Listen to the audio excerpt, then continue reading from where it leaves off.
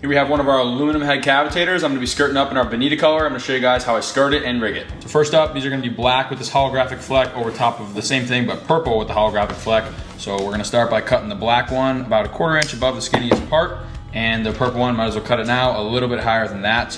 And then we're gonna flip them inside out and get them on there. So there's a few different ways you can skirt, but I like to give it about 4-ish wraps on there, and then just do like a couple 1/2-inch knots on the table. Not super tight, but just a double on there, so it's not really, these are never gonna go anywhere, especially if you keep those wraps tight. That twine really doesn't go anywhere, and that little knot on there doesn't leave that much of a little, like a bump or anything, especially once it's these bigger skirts like this, that is gonna lay perfect and never come off. So we repeat the same process with that inner skirt, the purple one, and then we just grab all the strands at once, pop it back over, same thing with the black skirt. If you grab like 1 or 2 of these, you're most likely gonna rip them, just pop them back over themselves. And there you go, that thing is skirted up, these are not going, you can pull them all you want, they're not going anywhere. Now we're gonna put our 12-0 single hook in it.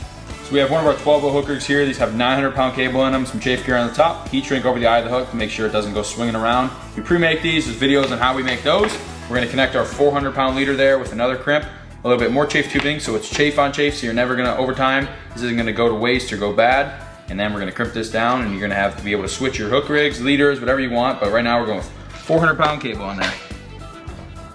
So we'll put that leader through the lure there, and we got these skirts a little bit long. It's nice to be able to pick where we want to trim them. I like to keep them right about there so that the eye of the point of the hook is maybe just inside of the skirts there. First, we're gonna crimp the top loop on, make sure it doesn't slide off the lure. So once again, we get a little crimp and some more chafe loop. Bruh. A little hiccup there. We're gonna crimp the top on there so that it doesn't go sliding down our lure. And then we're gonna see about how much, like I said, we need to trim off.